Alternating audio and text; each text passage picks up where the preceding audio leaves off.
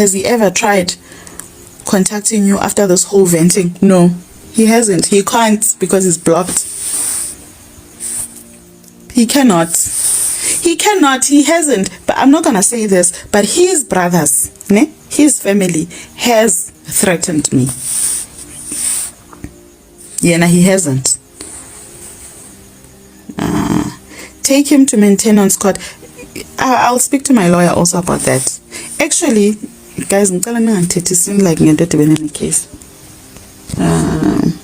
Someone says my ex-husband used to do exactly the same and is also Nigerian. Guys, buy again Ababan Basemang. Hear from me. Ne? From me. Buy again. But well, and for I don't want you guys to say I am low-key being xenophobic, because I am not a xenophobic person. I cannot be xenophobic. Now I've got 3 little Nigerians in my house. I cannot be xenophobic. I've got 3 little Nigerians in my house, and there's nothing I can do about it. I cannot wipe their blood away. I cannot. I am not xenophobic. I cannot be xenophobic, but I am telling you, leave these people. Buy again. Bazopanda avantu up. If you go to my Facebook, you'll see the latest post I did. February, I've had to settle a big debt that I've had to settle, and I've spoken about it in one of my posts up. I've had to settle a big debt of being hounded by agents when this guy decided to vacate the apartment that he was staying at. Because this whole time that we've been separated, he's been staying at his apartment, a PE. But the stupidity in me, I completely forgot about that apartment that he was staying at. When we were still trying to work on our marriage, I'm the one that co-leased it. I co-leased that apartment. So now, when he decided to vacate the apartment, he vacated the apartment without a notice. Wapuma guys, engafagangi notice. The agents were hounding me, telling me that I have to pay the penalties, I have to pay everything. I'm talking to you now about a big debt that I had to settle just last month.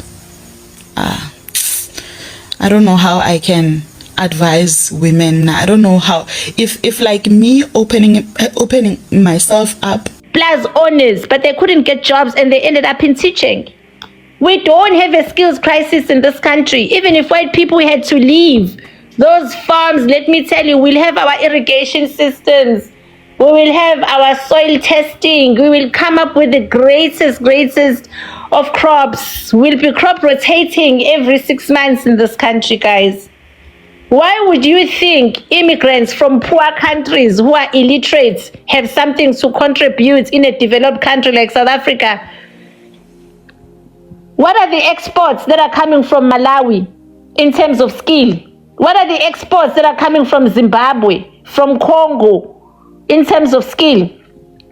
Why are their countries so underdeveloped if they are so highly skilled? Where did they get their practical training for that skill? How was even their education budgeted? Just because white monopoly capital wants cheap labor.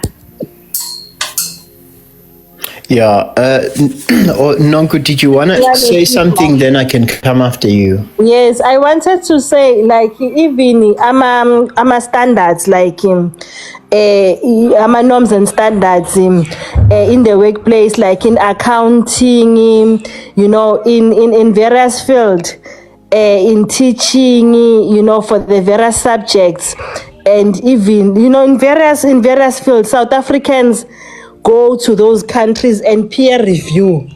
We go like countries like Rwanda. You go there, you audit the Auditor General, Rwanda, and see what they are doing there, because our standards are like they are, they are vetted. So like I really don't understand, because even about Zimbabwe, when it comes even like to social welfare, we go, but Nigeria, we look at their standards, their legislation, because they have to be on par with the signatories like like I forgot the labo, like for instance, human rights.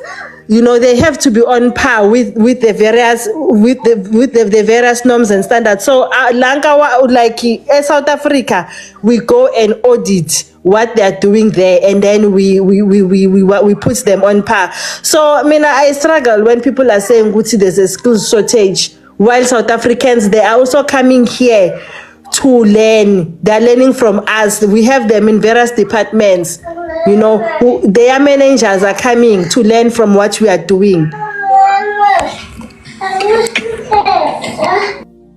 Before Usigma comes in, Sigma, I want to explain to people how skills shortage was during apartheid.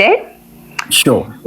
I once worked in a hospital where our HR manager only had JC. Who standard ban JC, guys? JC, was it not grade 10? Possibly, yeah. Yeah, junior certificate, which was a school leaving certificate. It wasn't a matric. Yes, the HR manager had JC, but it was because he was Indian. And he had been working for the department for many, many years. Okay? And at the time, can you imagine how many black HR graduates we had who had to report under him? But he only had UJC. And he couldn't be moved because he was appointed during apartheid. They had to wait for him to retire. Even an intern was highly qualified than him in that unit. Then people must understand how far we've come as black people. Of things that she was talking about, especially when it comes to the engineering in general. And she said that the report comes from University of Stellenbosch and all those nonsense, which is very weird, by the way. But yeah.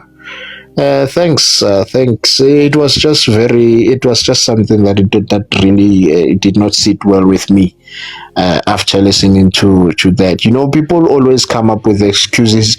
I don't even believe ordinarily discuss skills in this country. I believe every skill that there's somebody who can meet that qualification.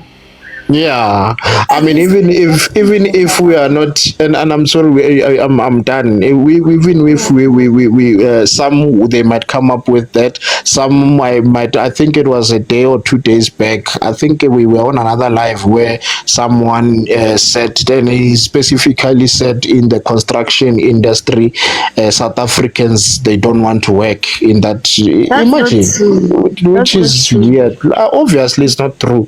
You understand? And yeah, I'm done. Goddess, maybe you can go ahead, but it's very strange what we're hearing from these things. No, for me, I think what is happening is this lady, she's just coming to justify them Zimbabweans, and I don't think she's South African, to be quite honest with you. They go to all this platform to come and try to push this narrative of theirs that there are no skills.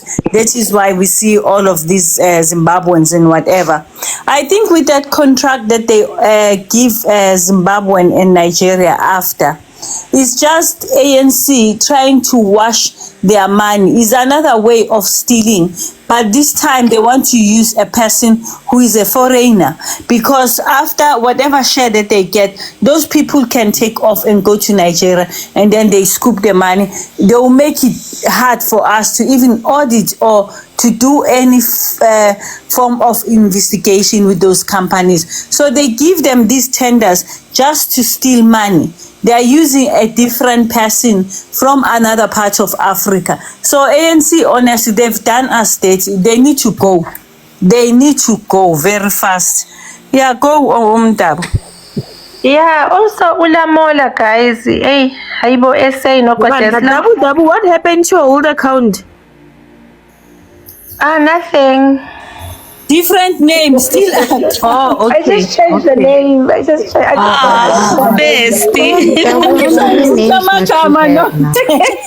Now you say on point. I just heard the voice when he was there, and I'm like, no, I just picked the voice with all of you guys when changing the names. I just get bored with the name, But also Lamula, yes, guys, I'm very disappointed in him. I don't know him well, but I thought that must be a South African surname.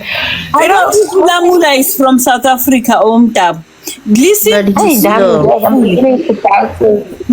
to him careful when he speaks. He's slow.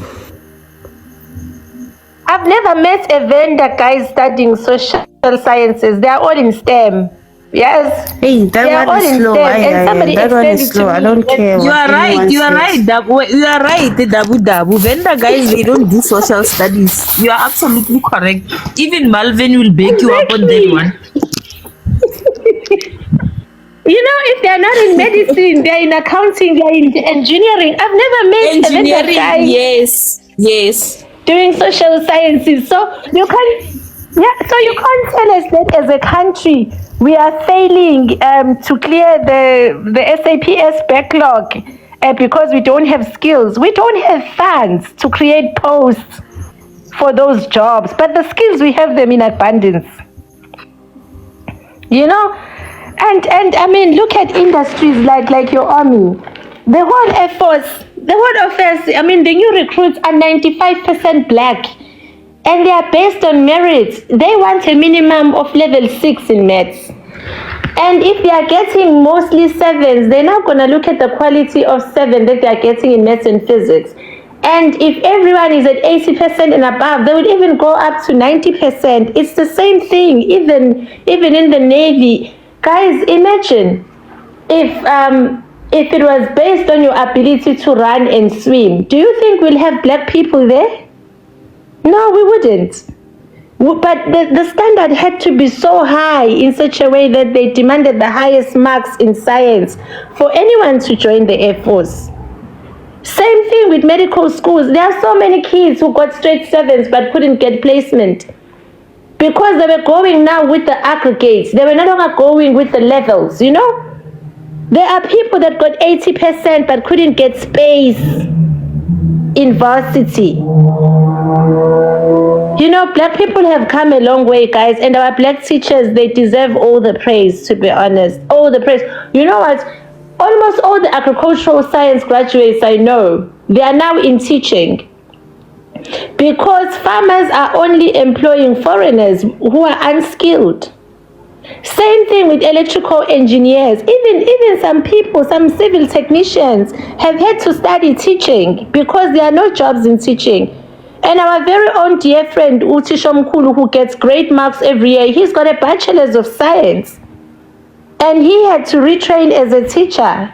So you can't tell me that people that have critical skills, that have had to learn teaching methodology, all of a sudden we don't have teachers in STEM. I know people, with BCom, with Bachelor of Commerce, who are teaching accounting in schools as we speak.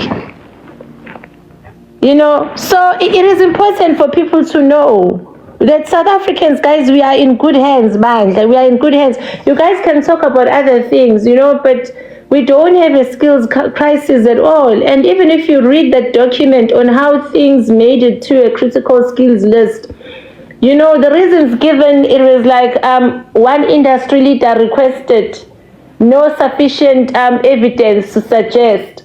It was just propaganda because people wanted cheap labor. But we have made so much transformation as a country, and it is not based on the color of our skin. It is based on pure merit.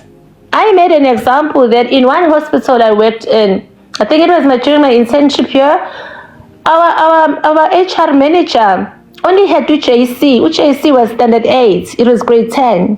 Because he was Indian. He got promoted because he was Indian. Even an intern had at least a BTech in HR in his department. And I think rules started changing around 2009, were enforced in 2012, that you can't get a managerial post anymore, even if you have experience, unless you attain a formal qualification of a diploma or a degree. But all along, guys, it was based on race for Indians and whites, which is why it was common to find a station commander with only a standard 8 education, but in charge of the whole entire station with absolutely not even a matric. So I want all of us black people to understand that we are working hard every day, and these kids are kicking ass every day. Thank you. That it's so complex. They have got the experience. Other country has no experience, in fixing Bree Street. They have zero experience. The mediocre company, linked to some Nigerian guy with a Jolofina. Nothing else, but we'll see, man. What's gonna happen is that they're gonna do nothing, and then they're going to revise again the contract, and they're going to give it to another person, and it's just going to be a milking thing. They're just going to be milking the government in this stupid street. Because tell me that in China, if something like that happens in that magnitude, or there's a sinkhole in the road, it only takes them a week to fix it. In South Africa, you have to take years to just fix a small portion of the street. Sometimes you can even think that that street was blown up so that these people can just use it as a cover up to make more money. You never know in this country. People can actually create crises and then try to fix them, like what's happening with ESCOM. They're creating crises that are not there, and they're fixing it themselves, giving themselves tenders. I mean, a lot of ESCOM people were arrested, even executive people, for assigning tenders to companies that they've got links to. Anything can be possible in South Africa. Absolutely. I mean, look at what happened in Durban, guys. I'm sure you heard that there is high-level engagements involved. Hence, they are trying to get rid of Umkwanaz. Apparently, there's very high corruption that's happening at the port of Durban. And I think sometime last year, Ramaphosa even had to go to Richards Bay because of the congestion. It was taking trucks almost 2 to 6 weeks to actually be able to offload. And KZN ports are responsible for almost 80% of all activities in the country, So what has happened is, in a situation like that, Ninchi, you know very well that one would say KZN already has an existing railway. Refurbish your railway infrastructure if trucks are blocking entry to ports. But they are not doing it, because there is just a lot of money involved. They're not even opening up PE, at least, they're not opening up PE. Because, I mean, from the Durban Harbour to PE, it doesn't take that much, What ANC is doing is they are eating up infrastructure, creating confusion so that they can loot during that confusion. We've seen it in KZN. In KZN, before regional conferences, let me tell you, before a regional ANC conference, they're going to be building a highway to Mkababa. It's going to take another 5 years. And there's been no pothole in that N2 to Durban. But somehow they're going to be like digging it up, and creating a third lane, and then dropping off the third lane again. You just have no idea. Absolutely no idea. We've seen the roads in KZN, that majority of our infrastructure has no problems.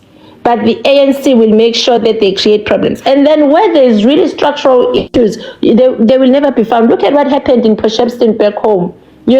One of the pillars there on the bridge that connects Umzimkhulu River to the sea has actually gotten loose. It was supposed to be started sometime last week, but according to the news, absolutely zero construction has started. But they've already blocked the whole thing. It was supposed to be a start date last week, Monday. Sanral was supposed to give people free passes, not to pay toll fees, but none of that has started. What can I tell you? I know it's going to take another 6 months before they start. and the completion dates might be in the next 5 years. That's the corruption from the ANC for you. Thank you. How Dabukante Sandal is still in operation even today? I thought they closed it.